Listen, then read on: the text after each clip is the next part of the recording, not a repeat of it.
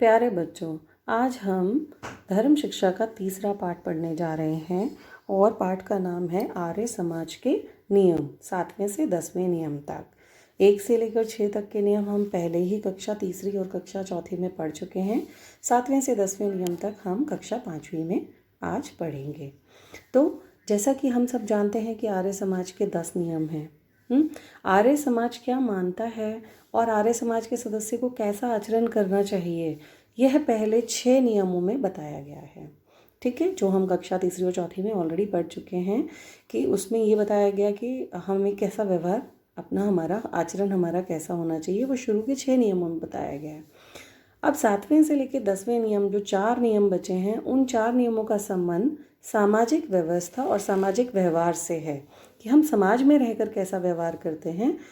उससे संबंधित हमारे आखिरी के 4 नियम हैं 7वें से लेकर 10वें तक। सदस्य को समाज के प्रति अपने कर्तव्य का पालन कैसे करना चाहिए, यह इन नियमों में बताया गया है कि हम जैसे एक सामाजिक प्राणी हैं, हम समाज में रहते हैं, तो समाज में हम अपने कर्तव्यों का पालन कैसे करेंगे, वो इन 4 नियमों में बताया गया।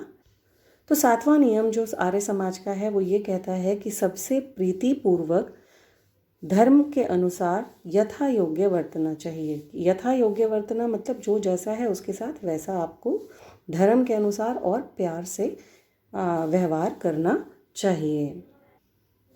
समाज में प्रेम और धर्म का प्रसार भाषणों से नहीं होता है, बल्कि प्रेम और धर्म के व्यवहार से ही संभव होता है।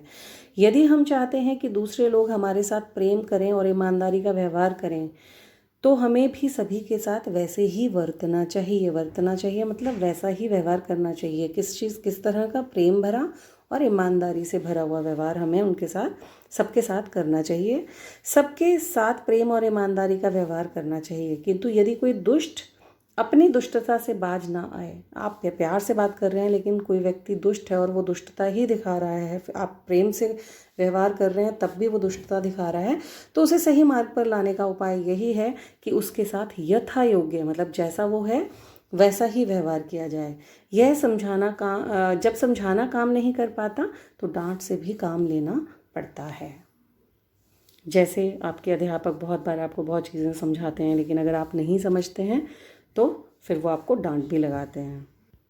अब हम पढ़ेंगे आर्य समाज का 8वां नियम, अविद्या का नाश और विद्या की वृद्धि करनी चाहिए। तो देखिए, विद्या जीवन को सामाजिक उन्नति से लेकर मोक्ष तक ले जाने का साधन है, अतः स्वार्थ और परमार्थ दोनों दृष्टियों से इसकी वृद्धि करना आवश्यक है। यदि हम समाज में रहते हुए उन्नति करना चाहते हैं और मोक्ष प्राप्त करना मतलब भगवान को प्राप्त करना चाहते हैं, तो चाहे हमारा स्वार्थ हो विद्या ग्रहण करने में, चाहे परमात्मा को प्राप्त करने वाला परमार्थ हो, दोनों ही दृष्टियों से हमें विद्या की वृद्धि करनी चाहिए। पर कभी कभी समाज में विद्या के नाम पर अविद्या का प्रसार होने लगता है। जैसे हमारे समाज में बहुत सारी कुरीतियाँ हैं, बहुत सारे अंधविश्वास हैं, है ना। धर्म के नाम पर अधर्म और साधुता के नाम पर पाखंड को स्थान मिलने लगता है। ठीक है, तो ये विद्या के शत्रु हैं।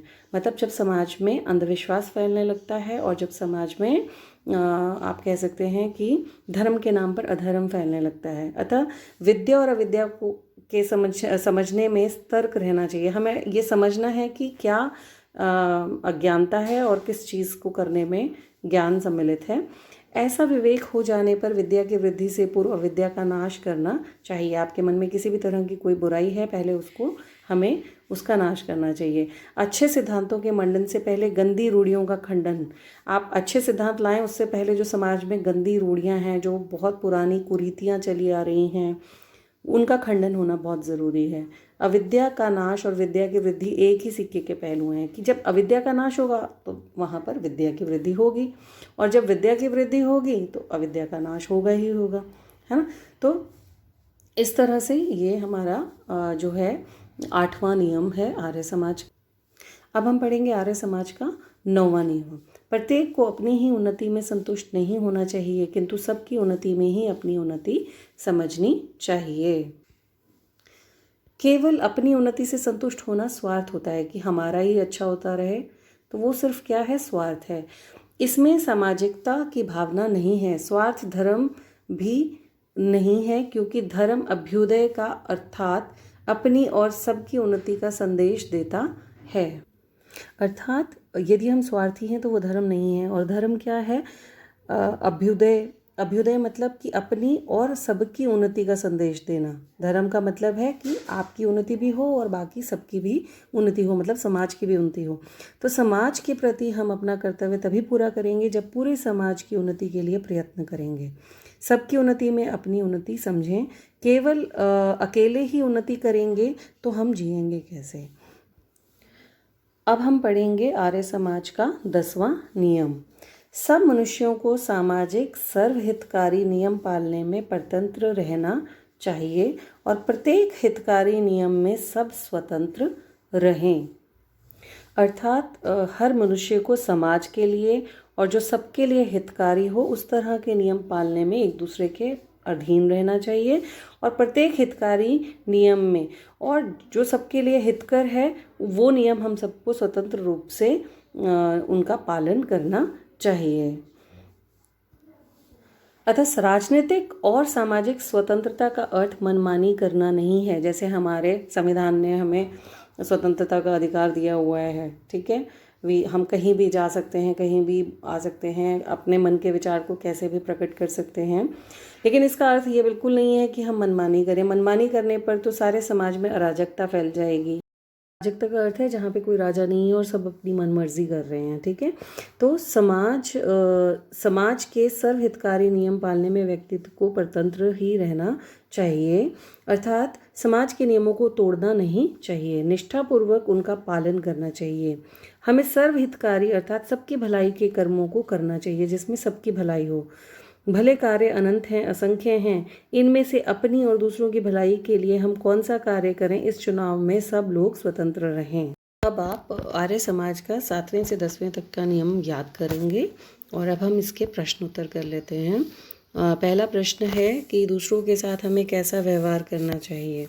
तो हमें दूसरों के साथ प्रेम और ईमानदारी का व्यवहार करना चाहिए। दूसरा प्रश्न है, विद्या की वृद्धि के लिए और अविद्या का नाश क्यों आवश्यक है। तो अविद्या का नाश और विद्या की वृद्धि एक ही सिक्के के दो पहलू हैं। अविद्या का नाश होगा तो विद्या की वृद्धि होगी, और विद्या की वृद्धि होगी तो अविद्या का नाश होगा ही होगा।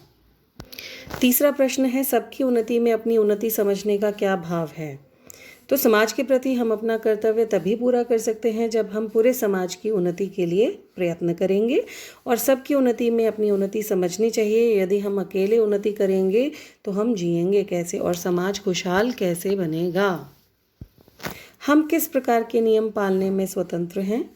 हम सर्वहितकारी नियम पालने में स्वतंत्र हैं।